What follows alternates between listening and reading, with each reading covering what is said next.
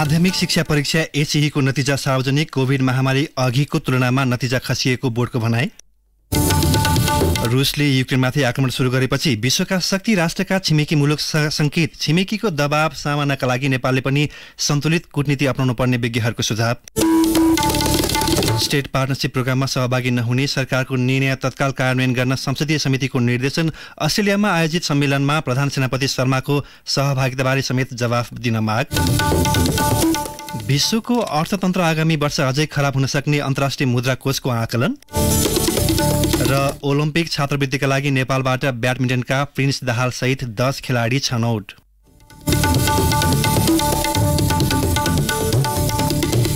नमस्कार, कान्तिपुर डायरीका साथमा सहकर्मी सन्तोष र रमेश। समाचार अब विस्तारमा। राष्ट्रिय परीक्षा बोर्डले यस वर्षको माध्यमिक शिक्षा परीक्षा एससीई को नतिजा सार्वजनिक गरेको छ। कोरोना संक्रमण महामारी नियन्त्रणमा आएपछि पहिलो पटक भौतिक उपस्थितिमा भएको परीक्षाको नतिजा आज सार्वजनिक भएको हो। परीक्षामा सहभागी 4,73,111 जना विद्यार्थी मध्ये 3.6 देखि 4 जीपीए ल्याउने विद्यार्थीको संख्या 9,633 रहेको छ। मध्यम जीपीए 2 देखि 2.4 सम्म ल्याउने विद्यार्थीको संख्या सबैभन्दा धेरै 22.74% अर्थात् 1,12,733 रहेको छ। त्यसै 3.2 देखि 3.6 जीपीए ल्याउने विद्यार्थीको संख्या 41,627 छ। 2.8 देखि 3.2 जीपीए ल्याउनेको संख्या 69,900 छ। 2.4 देखि 2.8 जीपीए प्राप्त गर्ने परीक्षार्थीको संख्या 90,758 रहेको छ। त्यस्तै 1.2 देखि 2 जीपीए ल्याउनेको संख्या 1,05,594 रहेको छ भने 1.2 देखि 1.6 ल्याउने विद्यार्थीको संख्या 44,586 रहेको बोर्डका सदस्य सचिव दुर्गा प्रसाद अर्यालले बताउनुभयो। परीक्षामा 4.57% विद्यार्थी भने अनुपस्थित रहेको बोर्डका सदस्य सचिव अर्यालको भनाइ छ। यो परीक्षामा 4,95,751 परीक्षार्थी मध्ये 22,640 जना परीक्षार्थी परीक्षामा अनुपस्थित भएको अवस्था छ र त्यो संख्यालाई हामीले प्रतिशतमा हेर्यौं भने 4.57% हुन्छ। त्यसैगरी अर्को सबभन्दा सानो जीपीए 0.8 देखि 1.2 सम्म ल्याउने विद्यार्थी संख्या 3,280 छ। त्यसलाई हामीले प्रतिशतमा हेर्दाखेरि 0.66% हुन्छ। यसैबीच कोभिड महामारी अघि र हालको नतिजा अनुसार एसीए को नतिजा केही खस्किएको देखिएको छ। 2075 सालको एसीईमा सर्वोत्कृष्ट जीपीए ल्याउने विद्यार्थी 3.83% रहेकोमा हालको परीक्षामा सो दर 1.94% झरेको छ। मध्यम जीपीएको रूपमा चिनिने 2 देखि 3.2 सम्म ल्याउने विद्यार्थी बढेका छन्। परीक्षामा सबैभन्दा धेरै बागमती प्रदेशबाट 21.67% विद्यार्थीले राम्रो नतिजा हासिल गरेका छन्। सबैभन्दा कम कर्णाली प्रदेशमा 7.53%ले उच्च जीपीए प्राप्त गरेका छन्। यसैबीच माध्यमिक शिक्षा परीक्षा एसीईलाई खारेज गर्नुपर्ने भन्दै आवाज उठिरहेका बेला यसप्रतिको चासो भने उत्तिकै पाइएको छ। आज सार्वजनिक माध्यमिक शिक्षा परीक्षाको नतिजाबारे विगतमा जस्तै चासो प्रकट भएका छन्। मुलुकमा संघीय प्रणाली लागू भएपछि माध्यमिक शिक्षा परीक्षा समेत प्रदेशबाटै सञ्चालन गरेर अन्तिम प्रमाणीकरण राष्ट्रिय परीक्षा बोर्डले गरेको हो। एसीईको नतिजालाई समग्र रूपमा हेर्ने हो दरबन्दी अनुसार शिक्षक नभएका विषयहरू गणित र विज्ञान लगायतमा नतिजा खस्किएको पाइएको छ। यसै सन्दर्भमा हामीले राष्ट्रिय परीक्षा बोर्डका अध्यक्ष महाश्रम शर्मालाई नतिजालाई कसरी लिनुभएको छ भनेर सोधेका छौं। विद्यार्थीको समग्र मूल्याङ्कन विद्यालय तहबाट र शिक्षकहरूले गर्नुपर्छ भन्ने खालको कुराहरू अन्तर्राष्ट्रिय मान्यता छ। तर नेपालको कन्टेक्स्ट र ओभरअल हाम्रो वरिपरि छिमेकी देशहरू भारत, बंगलादेश, पाकिस्तान सबै अरू देशहरूमा पनि विशेष गरी विद्यालय तहका सर्टेन बिन्दुहरू हामी कक्षा 8 एउटा बिन्दु मान्यौं, कक्षा 10 मान्यौं र कक्षा 12 मान्यौं। यो तीनै बिन्दुहरूमा चाहिँ विद्यार्थीहरूको परीक्षालाई स्तरीकृत परीक्षा गरेर उनीहरू चाहिँ कुन स्तरका छन् र त्योभन्दा माथि जाँदाखेरि उनीहरूले आफूलाई चेक गरेर माथि जाने र हामी हामीले चाहिँ त्यही किसिमको चाहिँ स्तरीय विद्यार्थीहरू निकाल्ने, उनीहरूको समग्र मूल्याङ्कन गरेर जाने परिपाटीको लागि कक्षा 10 को परीक्षा पनि लिनुपर्ने आवश्यकता परेको हो। र कक्षा 10 को परीक्षा आवश्यक छैन होइन, अहिलेको कन्टेक्स्टमा नेपालमा कक्षा 10 को परीक्षा आवश्यक छ, अरू कक्षाको पनि आवश्यक छ। हामीले परीक्षा नै नलिने भन्ने खालको कुरो गर्नु हुँदैन। तर के हो त भने कहिले कहिले कुन ठाउँमा चाहिँ स्तरीकृत परीक्षा लिने भन्ने हो। कक्षा 10 को एसई को रिजल्ट सार्वजनिक भएको छ। रिजल्टलाई यहाँले कसरी लिनु भएको छ? यो रिजल्ट चाहिँ कस्तो पाउनु भयो यहाँले? राम्रो पाउनु? यसलाई हामीले कुनै पनि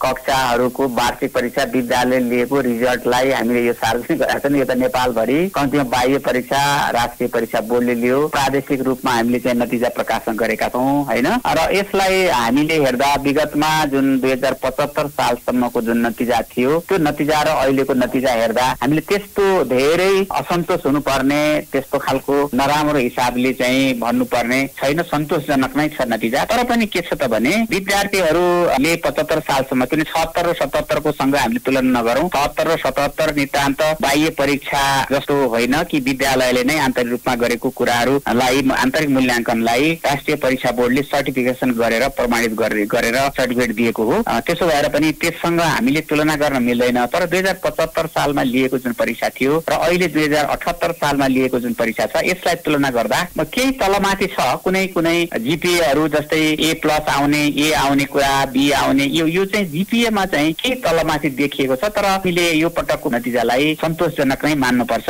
तर केही विषयहरू यस्ता छन् जुन विषयहरूमा विद्यार्थीहरूले धेरै अङ्क ल्याउन सकेनन् अथवा जिपिए चाहिँ कम जिपिए ल्याए, त्यो खालको स्थिति चाहिँ छ। हामीले विश्लेषण गरेर हेर्दाखेरि यसपटकको जस्तै उदाहरणको रूपमा विषय हामीले हेर्यौँ भने गणितमा धेरै उच्च स्तरको चाहिँ जिपिए ल्याउने विद्यार्थी भन्दा तल्लो स्तरको जिपिए ल्याउने अथवा लोअर ग्रेडको जिपिए ल्याउने विद्यार्थीहरू धेरै छन्। कुन विषयमा विद्यार्थीहरू कमजोर छन् र कुन विषयको कक्षा कोठा सुधार गर्नुपर्छ अथवा शिक्षण सिकाइमा सुधार गर्नुपर्छ भन्ने हो। त्यसमा परीक्षा र कक्षा कोठालाई हामीले जोडेर हेर्नुपर्छ। त्यसो भएर पनि हामीले कक्षा कोठामा जुन हिसाबले शिक्षण सिकाइ हुन्छ त्यो शिक्षण सिकाइ गर्दाखेरि शिक्षकहरू नै ट्रेन हुन आवश्यक छ। शिक्षकहरूले चाहिँ कसरी शिक्षण सिकाइ गर्ने, कसरी प्रश्नपत्र निर्माण गर्ने, कसरी चाहिँ अब उत्तर पुस्तिका परीक्षण गर्ने, यो सम्पूर्ण विषयहरू चाहिँ शिक्षकहरूलाई ट्रेन गर्न आवश्यक छ। अझै पनि कतिपय विषयहरूमा चाहिँ हामीले शिक्षण सिकाइमा सुधार गर्न आवश्यक छ। हामी इभेन चाहिँ के छ भने माथिल्लो तहमा हाम्रा विषयगत शिक्षकहरू पनि नभएको विद्यालयहरू छन्, विषयगत शिक्षक छैनन्। जस्तै गणितका शिक्षकहरू कम छन्, हामीले गणित विषयहरूमा विद्यार्थी कमजोर भए, विज्ञानका शिक्षक चाहिँ कम छन्, विज्ञानमा चाहिँ विद्यार्थीहरू कमजोर भए। त्यसैले यस्ता हिसाबबाट विद्यालयहरूमा शिक्षकहरूको व्यवस्थापन गर्ने र पठन पाठनलाई सुधार गर्ने कुरातर्फ पनि हामीले विशेष सतर्कता अपनाउन आवश्यक छ। अब कान्तिपुर सविस्तारको पालो। कान्तिपुर सविस्तार।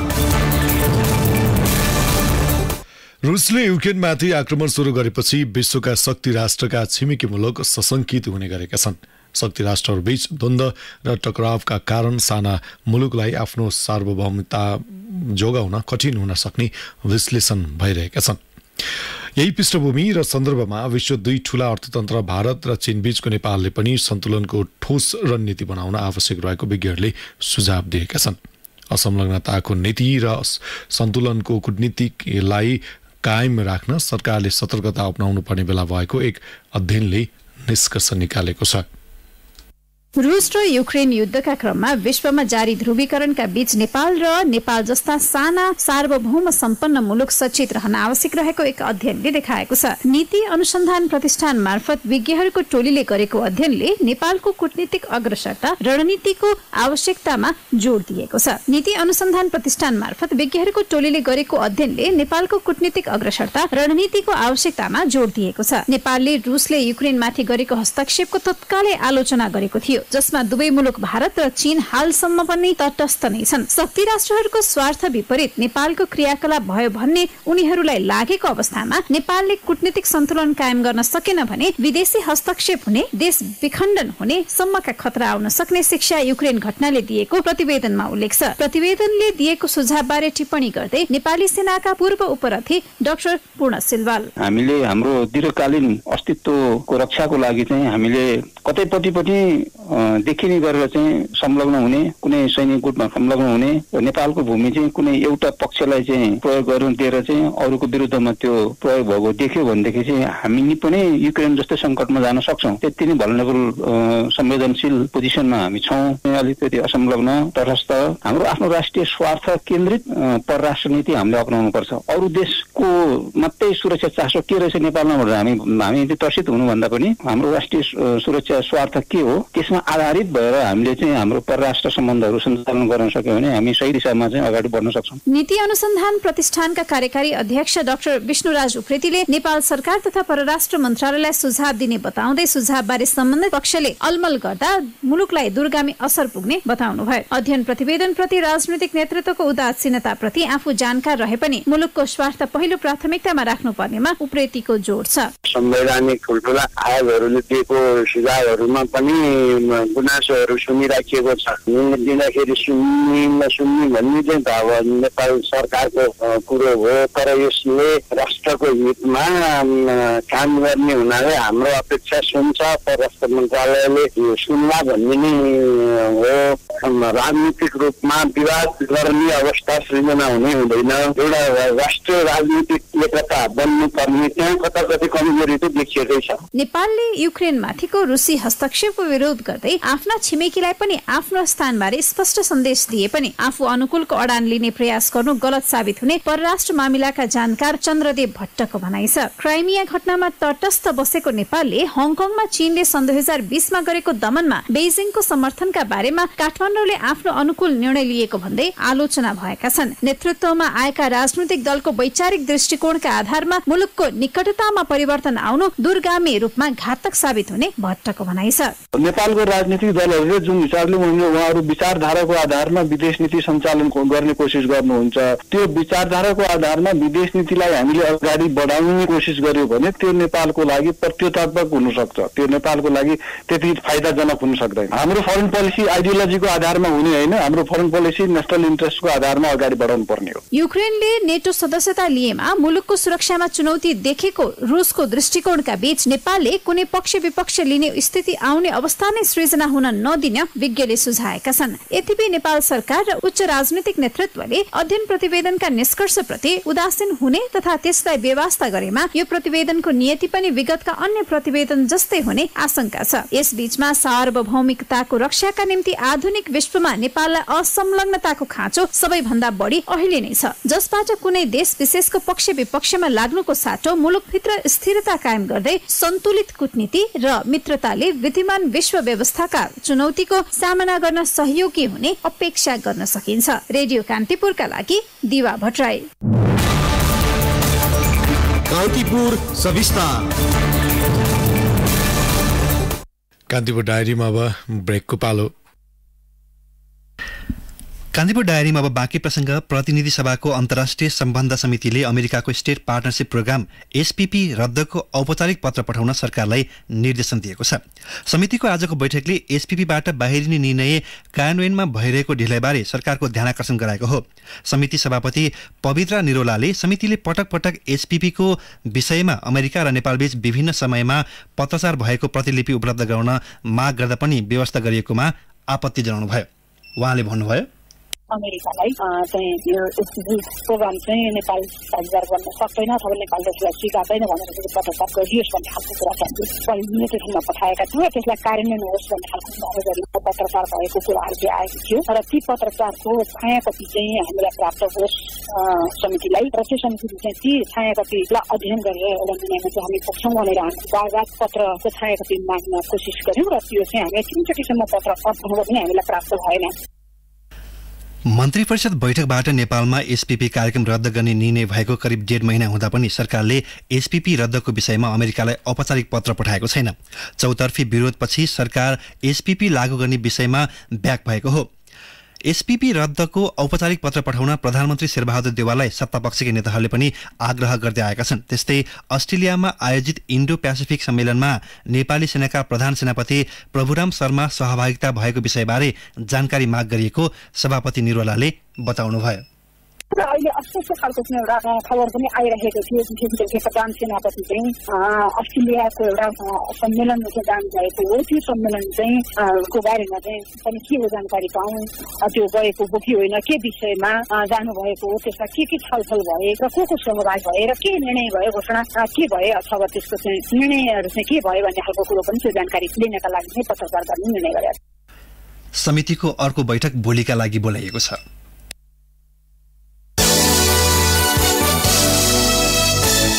नेपालमा पछिल्लो पटक 564 जनामा कोरोना भाइरस संक्रमण देखिएको छ। स्वास्थ्य तथा जनसङ्ख्या मन्त्रालयका अनुसार 4454 नमुना परीक्षण गर्दा सो संख्यामा संक्रमित थपिएका हुन्। यो सँगै कोरोनाका सक्रिय संक्रमितको संख्या 3900 पुगेको छ। मन्त्रालयका अनुसार पछिल्लो पटक थप 1 संक्रमितको मृत्यु भएको छ। संक्रमित मध्ये 32 जनाको आइसियु र 2 जनाको भेन्टिलेटरमा उपचार भइरहेको मन्त्रालयले जनाएको छ। यसैबीच मन्त्रालयले पछिल्लो समय काठमाडौँ उपत्यका सहित देशका विभिन्न जिल्लामा प्रदूषित खानेपानीका कारण जाडा पखाला तथा हैजा जस्ता रोग संक्रमण बढेकाले सावधानी अपनाउन समेत आग्रह गरेको छ।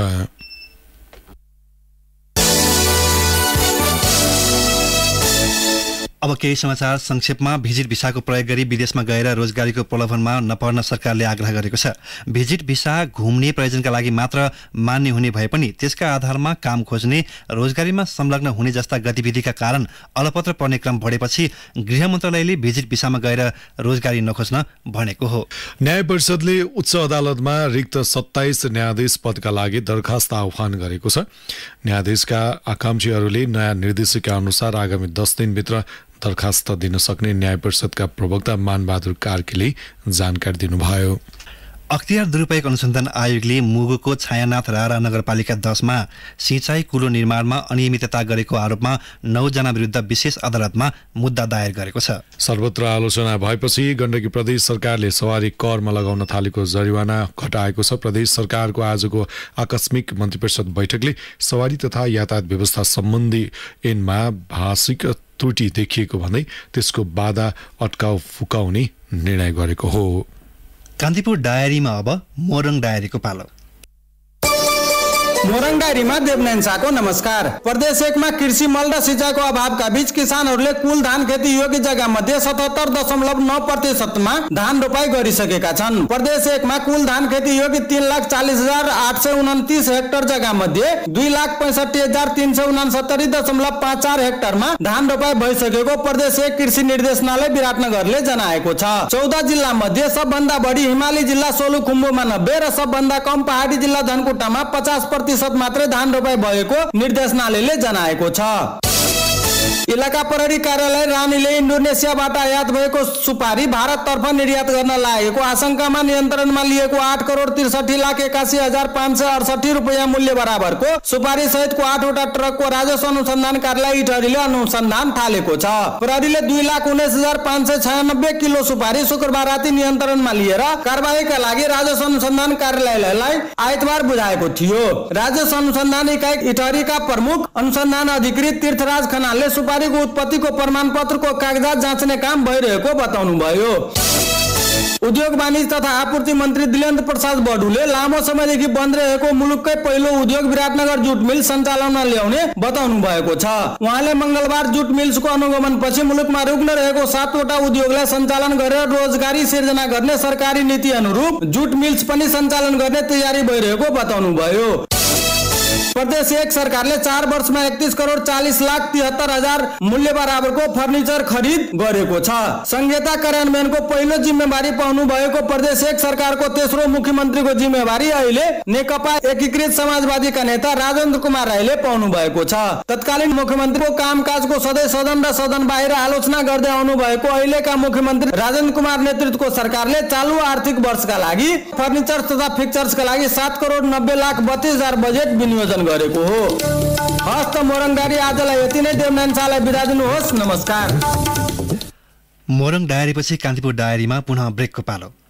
अब आर्थिक प्रसङ्ग। गहुँ र चिनीको आयातमा लगाइएको प्रतिबन्ध हटाउन माग गर्दै सरकारले भारतको वाणिज्य मन्त्रालयलाई पत्राचार गरेको छ। निर्यात सहजीकरण गर्न माग गर्दै उद्योग वाणिज्य तथा आपूर्ति मन्त्रालयले परराष्ट्र मन्त्रालय मार्फत त्यहाँको वाणिज्य तथा उद्योग मन्त्रालयलाई पत्राचार गरेको हो। मौखिक रूपमा भारत स्थित नेपाली दूतावास मार्फत पटक पटक आग्रह गरे पनि कुनै सुनाइ नभएपछि पत्राचार गरेको उद्योग मन्त्रालयकी सहप्रवक्ता उर्मिला केसीले जानकारी दिनुभयो। मूल्यवृद्धि तथा खाद्य सङ्कट हुन सक्ने भन्दै भारतले गत वैशाख 30 गतेबाट आन्तरिक उत्पादन गहुँको र चिनीको निर्यातमा रोक लगाएको थियो। प्रतिबन्धपछि नेपाली उद्योगहरू नै धराशयी बन्दै गएको व्यवसायीहरूले बताएका छन्।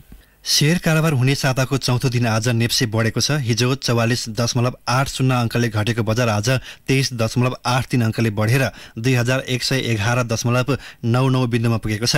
कारोबारको सुरुवाती समयमा 2079.01 अङ्कबाट सुरु भएको कारोबार 2111.99 बिन्दुमा गएर कारोबार बन्द भएको हो। यस्तै ठूला कम्पनीहरूको मापन गर्ने सेन्सिटिभ परिसूचक 4.53 अङ्कले बढेर 402.92 बिन्दुमा पुगेको छ। आज 227 वटा कम्पनीको 75,08,188 किता शेयर खरिद बिक्री हुँदा 3 अर्ब 16 करोड 14 लाख भन्दा बढी कारोबार भएको नेपाल स्टक एक्सचेन्जले जनाएको छ।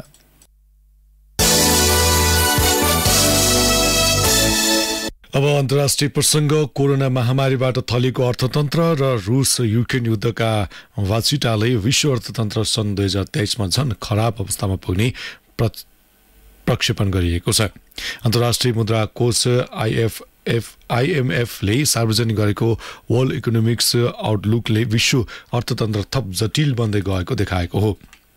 रुस युक्रेन युद्धले पुर्याएको क्षतिका कारण विश्वको आर्थिक वृद्धि दर गएको वर्ष 6.1% सन् 2022 मा 3.2% वृद्धि हुने भए पनि अप्रिल 2022 को विश्व आर्थिक वृद्धि दृष्टिकोणको तुलनामा 0.4% कम भएको छ। सन् 2021 मा 5.7% को आर्थिक वृद्धि दर हासिल गरेको अमेरिकाले सन् 2022 मा 2.3 र सन् 2023 मा 1% मात्रै आर्थिक वृद्धि गर्ने अनुमान मुद्रा कोषको छ। त्यस्तै युरोपको अर्थतन्त्र सन् 2022 मा 2.6% र सन् 2023 मा 1.2% मात्रै वृद्धि हुने प्रतिवेदनले उल्लेख गरेको छ।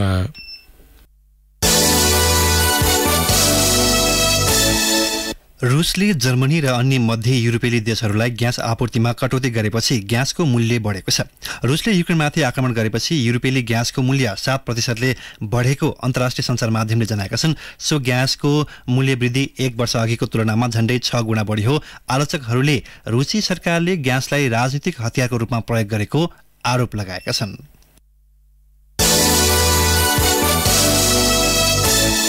अब खेल प्रसङ्ग साफ अन्डर 20 च्याम्पियनसिप पुरुष फुटबलमा नेपालले लगातार दोस्रो जित हात पारेको छ। भारतको भुवनेश्वर स्थित कालिङ्गा स्टेडियममा भएको खेलमा श्रीलङ्कालाई 3-0 गोल अन्तरले हराउँदै नेपाल विजयी भएको हो। जितसँगै नेपालले 2 खेलमा 6 अङ्क जोडेको छ। नेपाल अङ्क तालिकाको शीर्ष स्थानमा रहेको छ। यसअघि पहिलो खेलमा नेपालले मालदिप्सलाई 4-0 गोल अन्तरले हराएको थियो। श्रीलङ्काको यो लगातार दोस्रो हार हो। पहिलो खेलमा श्रीलङ्कालाई बङ्गलादेशले 1-0 गोल अन्तरले हराएको थियो। च्याम्पियनसिपमा आयोजक भारत र नेपालसँगै मालदिप्स, श्रीलङ्का र बङ्गलादेश सहभागी छन्। शीर्ष 2 टोलीले उपाधिका लागि अर्को साताको शुक्रबार प्रतिस्पर्धा गर्ने भएका छन्। नेपालले अब तेस्रो खेल भारतसँग आइतबार खेल्नेछ। त्यस्तै अन्तिम खेलमा नेपालले बङ्गलादेशसँग आगामी मङ्गलबार प्रतिस्पर्धा गर्नेछ।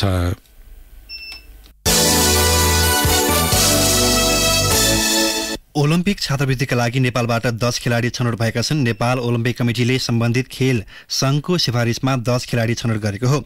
छनौट हुने खेलाडीमा टेबल टेनिसका संयोग कपाली, फेन्सिङका पायस योन्जन, पौडीका नासिर याह हुसेन, ब्याडमिन्टनका प्रिन्स दाहाल, जुडोकी मनिता श्रेष्ठ प्रधान छन्। त्यस्तै सुटिङकी सुस्मिता नेपाल, तेक्वान्दोकी युनिसिया राई, डान्स स्पोर्ट्सका दीपक लामा, गल्फका सुभाष तामाङ र भारोत्तोलनका सागर भण्डारी छात्रवृत्तिका लागि छानिएका छन्। छात्रवृत्ति अन्तर्गत प्रत्येक खेलाडीले मासिक $750 प्राप्त गर्नेछन् र यो छात्रवृत्ति ओलम्पिकको अन्तिम छनौटसम्म कायम रहनेछ। अन्तर्राष्ट्रिय ओलम्पिक कमिटीले सन् 2004 को एथेन्स ओलम्पिकदेखि यस प्रकारको छात्रवृत्ति प्रदान गर्न सुरु गरेको हो।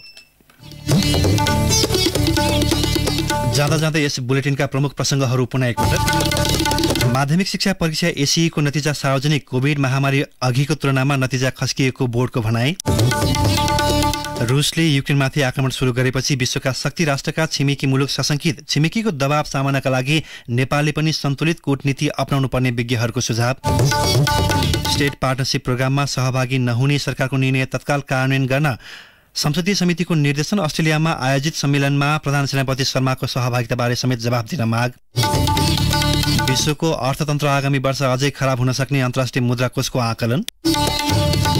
र ओलम्पिक छात्रवृत्तिका लागि नेपालबाट ब्याडमिन्टनका प्रिन्स दाहाल सहित 10 खेलाडी छनौट। हवस् त यिनै प्रसङ्ग सहित राति 9 बजेको कान्तिपुर डायरीले यहीँ सकिन्छ। हाम्रो अर्को बुलेटिन भोलि बिहान 6:30 बजे कान्तिपुर डायरी हुनेछ। अहिलेलाई सहकर्मी सन्तोष र म रमेश बिदा हुन्छौँ। नमस्कार, शुभरात्रि।